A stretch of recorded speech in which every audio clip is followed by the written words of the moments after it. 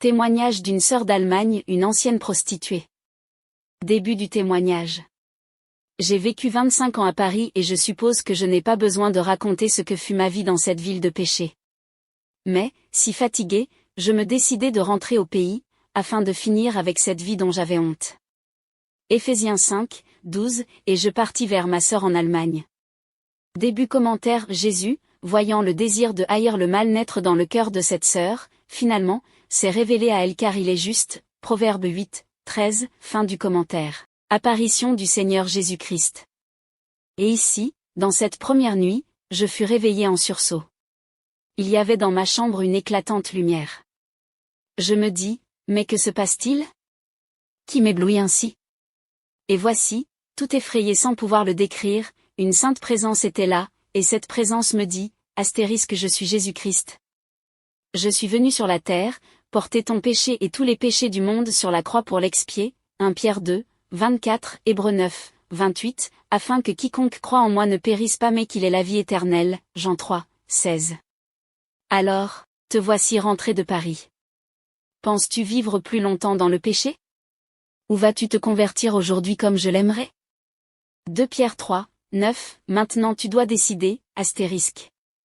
Et toute troublante, je répondis, oui, Seigneur, je veux me décider pour toi, pour que tu deviennes mon sauveur et mon Seigneur. 2 Pierre 3, 18. Je n'avais pas d'autre choix, mais je savais que j'avais fait le bon choix. Comme toute ma vie j'avais vécu à ma manière sans m'inquiéter de Dieu, je n'avais pas la plus élémentaire connaissance de la Bible, la parole de Dieu. Dès mon jeune âge, j'avais pensé que ce livre, la Bible, était un recueil d'histoires pour les vieux et les malades, je pensais que c'était une religion, fruit de l'imagination humaine. Et Jésus continua à me parler ainsi un bon moment, astérisque dès aujourd'hui, tu vas vivre devant moi, par moi et pour moi. Tu vas vivre avec et selon ma parole, la Bible que tu vas aller acheter aujourd'hui. Je vais te donner ma lumière afin que tu la comprennes et que tu vives par elle selon la révélation que je vais t'en donner par mon Saint-Esprit, Jean 14, 26, Éphésiens 1, 17, 2 Pierre 1, 20 à 21. Et ce matin, tu vas vider les effets qui se trouvent dans tes valises et tu vas tout trier selon mes conditions.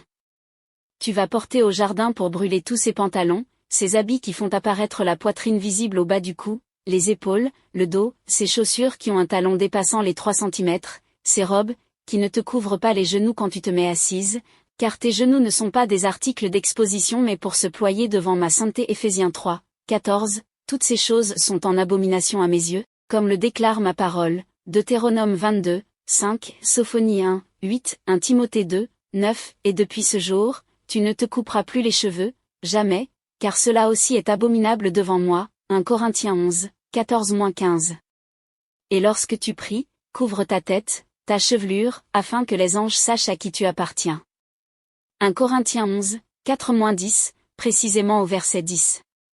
Car maintenant que j'ai purifié ton cœur, je veux que tu sois sainte dans toute ta conduite et ton comportement, 1 Pierre 1, 15, comme ta tenue extérieure doivent être le reflet de ta vie intérieure et de ta marche avec moi ton Seigneur, Matthieu 23, 25 à 26, Tite 2, 3.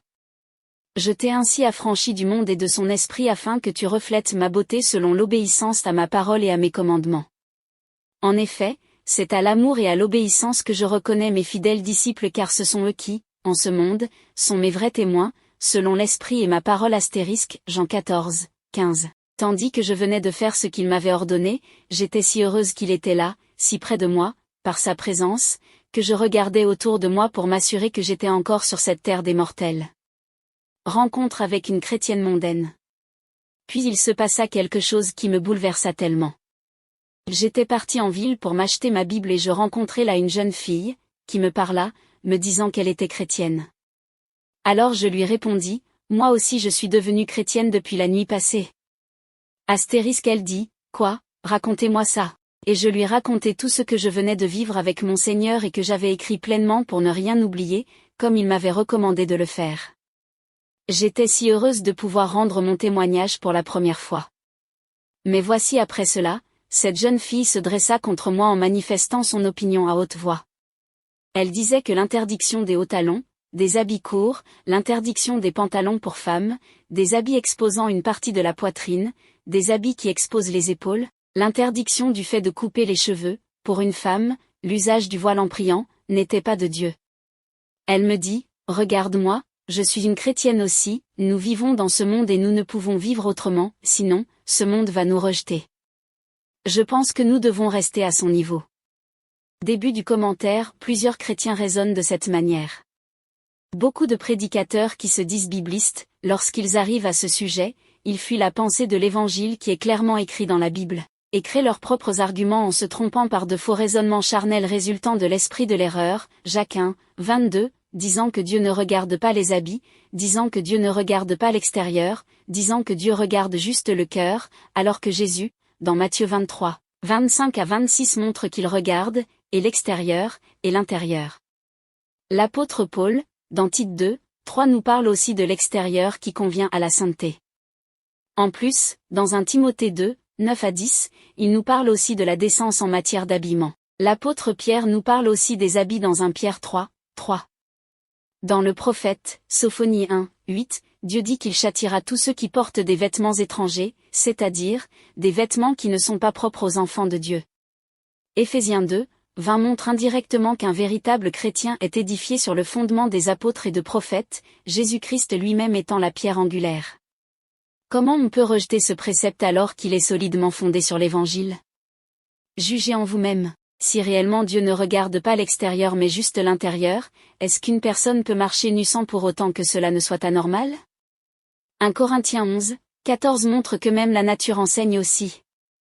En ce qui concerne le voile, il y a plusieurs pensées qui circulent parmi les chrétiens. Il y a des chrétiens qui disent que le voile est quelque chose de culturel, alors que l'apôtre Paul, dans 1 Corinthiens 11, 10, a bien mentionné disant que la femme doit le porter à cause des anges comme une marque d'autorité dont elle dépend, l'autorité de Dieu qui est au-dessus de tout, selon l'hiérarchie rendue manifeste par 1 Corinthiens 11, 3. Il y a des chrétiens qui, en interprétant mal 1 Corinthiens 11, 15, disent que c'est la chevelure de la femme qui est son voile, alors que si nous regardons bien ce passage biblique, dans la version Louis II qui est l'une des versions de la Bible digne de confiance que le Seigneur, par sa puissance, a tellement dispatché partout dans le monde, nous allons trouver qu'il y a un point d'interrogation et non un point à la fin de la phrase, comme si Paul affirmait l'idée qui fait voir que c'est la chevelure d'une femme qui est son voile. En lisant attentivement 1 Corinthiens 11, 4 à 16, on comprend clairement que ce sont certains chrétiens de l'église de Corinthe qui avaient cette pensée, disant que le voile est juste les cheveux d'une femme, et, par suite de cette pensée qu'ils avaient, l'apôtre Paul s'est mis à les réfuter, démontrant clairement que la femme doit mettre le voile sur sa tête quand elle prie ou quand elle prophétise selon 1 Corinthiens 11, 5 à 6. Il y a des chrétiens qui disent que la personne qui doit voiler sa tête lorsqu'elle prie c'est juste une femme qui est mariée. C'est faux.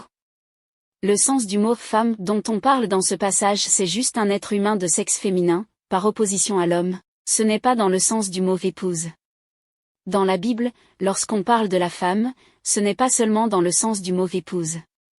Il y a des chrétiens qui, au travers de leur raisonnement charnel résultant de la mondanité, disent que le fait de ne pas porter le voile ne peut pas rendre nul le salut que Christ nous a donné en mourant à la croix. Ces chrétiens ne comprennent pas bien ce qui peut faire qu'une personne puisse perdre son salut. La Bible, dans 2 Thessaloniciens 1, 8, nous montre que les chrétiens qui n'obéissent pas à l'évangile de Jésus iront dans le feu éternel, c'est, à accent grave dire, l'enfer, l'évangile c'est la parole de Christ qui condamne lorsqu'elle est rejetée, lisez Jean 12, 48. En plus, le péché, selon 1 Jean 3, 4, c'est juste le fait de transgresser la loi de Dieu, par l'évangile. Son salaire c'est la mort. Ceci implique aussi que le fait de ne pas porter le voile lorsqu'on prie ou lorsque l'on parle de la part de Dieu peut amener une femme en enfer pour l'éternité si elle ne se repent pas, car c'est une transgression de la loi parfaite, Jacques 1, 25. Pour comprendre que le fait de porter le voile a trait à Christ ou au salut, 1 Corinthiens 11, 10 nous dit ceci, c'est pourquoi la femme, à cause des anges, doit avoir sur la tête une marque de l'autorité dont elle dépend. Il y a des chrétiens qui, étant emportés par l'esprit de la religiosité, disent que le fait de porter le voile est obligatoire si cela fait partie de la doctrine de l'Église dans laquelle on prie. C'est faux. La Bible, dans Tite 2, 1, nous présente une seule doctrine appelée la saine doctrine, Tite 1, 9, Tite 2, 1, 1 Timothée 1, 10. En d'autres mots, on l'appelle la doctrine de Jésus-Christ, 2 Jean 1, 9, la doctrine qui est selon la piété, 1 Timothée 6, 3, ou l'Évangile. Un vrai chrétien est attaché à la saine doctrine et non à une doctrine d'une église quelconque qui contredit celle de Jésus. Une doctrine d'une église quelconque qui contredit la saine doctrine est directement une fausse doctrine provenant du diable. Méditez ce passage biblique profondément, 1 Timothée 6, 3 à 4, si quelqu'un enseigne de fausses doctrines, et ne s'attache pas aux saines paroles de notre Seigneur Jésus-Christ et à la doctrine qui est selon la piété, 4 il est enflé d'orgueil, il ne sait rien, et il a la maladie des questions oiseuses et des disputes de mots, d'où naissent l'envie, les querelles, les calomnies, les mauvais soupçons.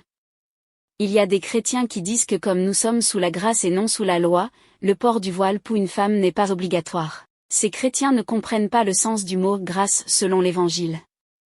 Voici le but de la grâce selon Tite 2, 11 à 12 qui dit ceci, « Car la grâce de Dieu, source de salut pour tous les hommes, a été manifestée. » 12. Elle nous enseigne à renoncer à l'impiété et aux convoitises mondaines, et à vivre dans le siècle présent selon la sagesse, la justice et la piété. 13. En attendant la bienheureuse espérance, et la manifestation de la gloire du grand Dieu et de notre Sauveur Jésus-Christ. En effet, la grâce est une puissance qui amène le croyant à obéir à la parole de Dieu, à vivre en dehors de la mondanité. Il y a des chrétiens qui rejettent le port du voile parce qu'ils se réfèrent à certaines servantes de Dieu connues dans le monde qui ne voilaient pas ou qui ne voilent pas leur tête. Il est important de savoir que Dieu peut utiliser une personne qui est encore ignorante de certaines vérités.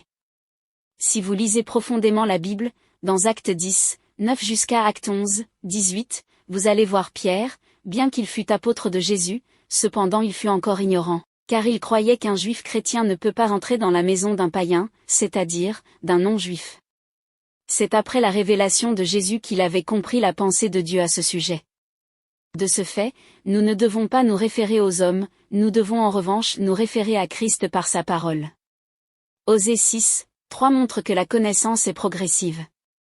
On peut imiter une personne si elle imite Christ par sa parole, c'est pourquoi Paul a dit ceci dans 1 Corinthiens 11, 1, « Soyez mes imitateurs, comme je le suis moi-même de Christ. Sachez aussi qu'une personne peut servir Christ avec les dons du Saint-Esprit et partir en enfer après si elle ne marche pas selon la volonté de Dieu ou si elle n'obéit pas à la parole de Dieu. » C'est la raison pour laquelle Jésus a dit ceci dans Matthieu 7, 21 à 24, « Ceux qui me disent, Seigneur, Seigneur, n'entreront pas tous dans le royaume des cieux, mais celui-là seul qui fait la volonté de mon Père qui est dans les cieux. » 22. Plusieurs me diront en ce jour-là, Seigneur, Seigneur, n'avons-nous pas prophétisé par ton nom? N'avons-nous pas chassé des démons par ton nom? Et n'avons-nous pas fait beaucoup des miracles partonnom? 23. Alors je leur dirai ouvertement, je ne vous ai jamais connus, retirez-vous de moi, vous qui commettez l'iniquité. 24. C'est pourquoi, quiconque entend ces paroles que je dis et les met en pratique, sera semblable à un homme prudent qui a bâti sa maison sur le roc.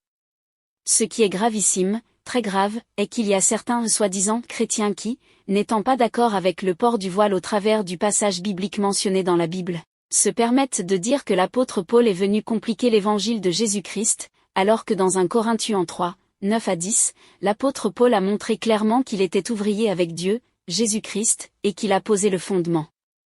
En dehors de ceci, le Seigneur Jésus a fait de Paul l'apôtre des non-juifs selon Galates 2, 8. D'ailleurs, l'apôtre Paul montre dans Galates 1, 11 à 12 que l'évangile qui a été annoncé par lui provenait d'une révélation de Jésus-Christ. Les gens qui disent que Paul est venu compliquer l'évangile de Jésus sont totalement dans les ténèbres, ils ne comprennent ni ce qu'ils disent, ni ce qu'ils affirment. Ces gens périssent. C'est aussi pour de tels chrétiens dont l'apôtre Paul a parlé dans 2 Corinthiens 4, 3 à 4 qui dit ceci, 3. Si notre évangile est encore voilé, c'est-à-dire moins visible, il est voilé pour ceux qui périssent. 4. Pour les incrédules dont le Dieu de ce siècle, Satan, a aveuglé l'intelligence, afin qu'ils ne vissent pas briller la splendeur de l'évangile de la gloire de Christ, qui est l'image de Dieu. Fin du commentaire. Réapparition du Seigneur Jésus. Je rentrai promptement à la maison. Me jetant, je hurlai ma détresse qui venait de me terrasser. Et voici le Seigneur Jésus se trouvait de nouveau là, comme la nuit passée dans mon rencontre mémorable. Il me dit, Astérisque, pourquoi tu as douté? Et pourquoi tu t'es laissé prendre au jeu de Satan? Demain matin, je vais t'envoyer une personne qui va t'apporter la confirmation de tout ce que je t'ai dit et ordonné, afin que, plus jamais, tu ne te laisses détourner et tromper par des chrétiens qui n'ont pas en eux l'esprit de vérité que je t'ai donné. Ces chrétiens astérisques, qui n'ont pas en eux l'esprit de vérité, astérisque ont fait un jour une certaine expérience avec moi, mais refusent de marcher dans mes saintes voies astérisque. Le matin, je me demandais quelle surprise m'attendait. Et voici très tôt, une jeune fille vint. Je me dis que Moïse reçut les tables de la loi. Car je voyais la fille comme un ange qui m'apportait la révélation du Seigneur. Et quelle joie pour moi en lisant, pour apercevoir que tout ce que le Seigneur m'avait dit, se trouvait là, écrit exactement la même.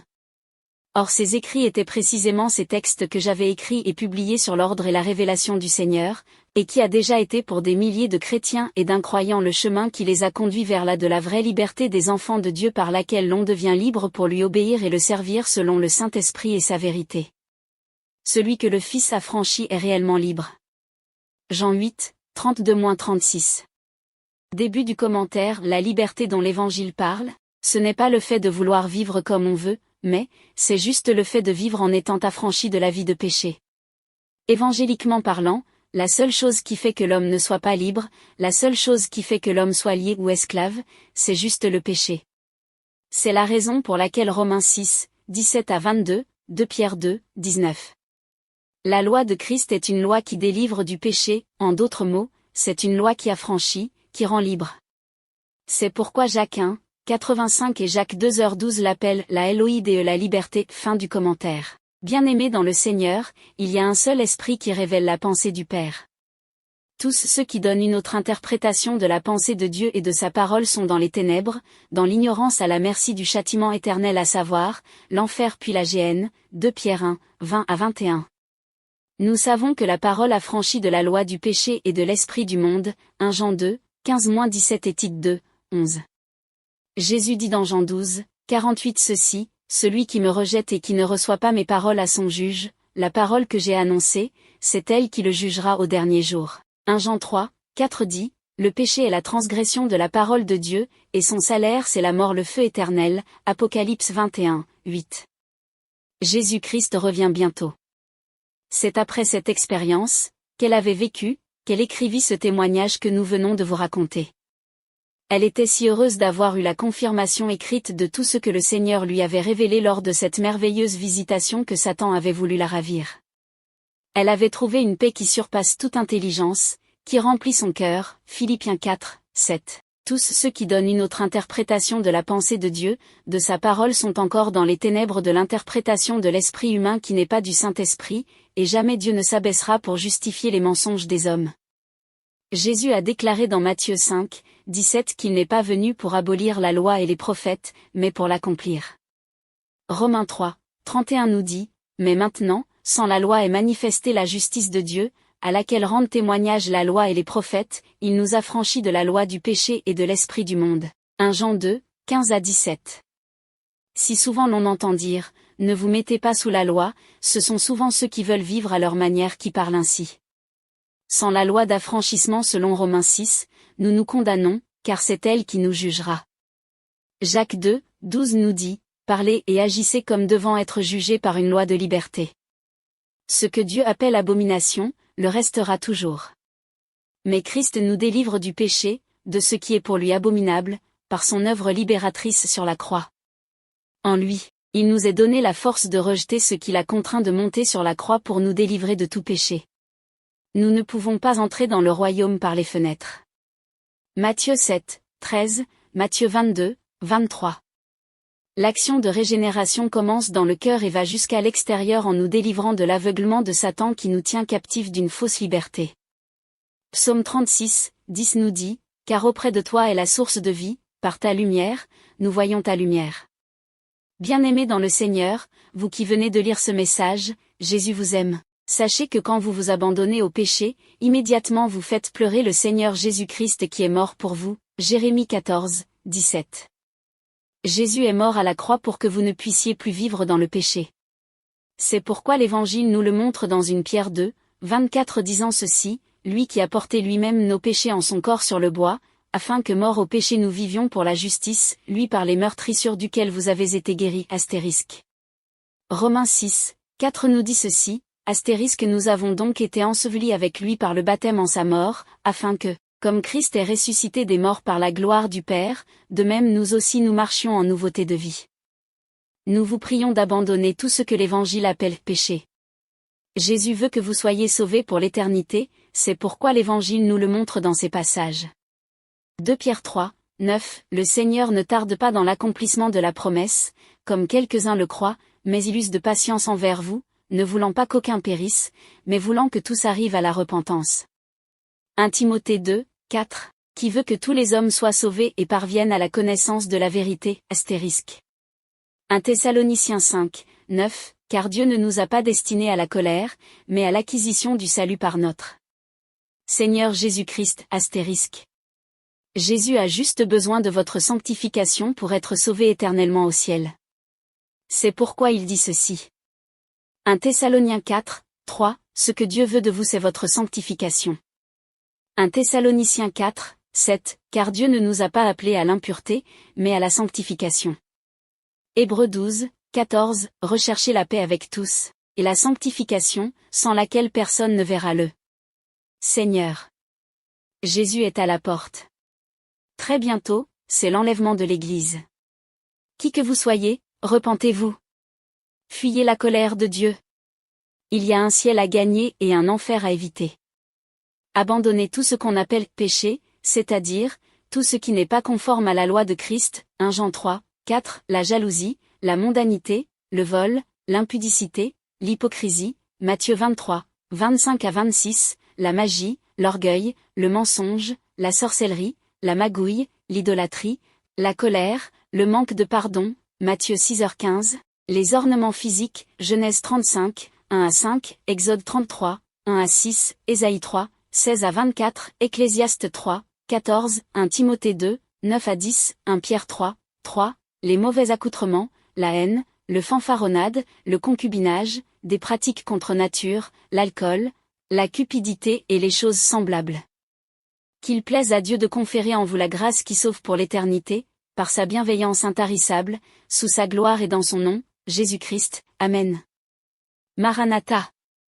Oui, je viens très bientôt, dit le Seigneur Jésus. Amen.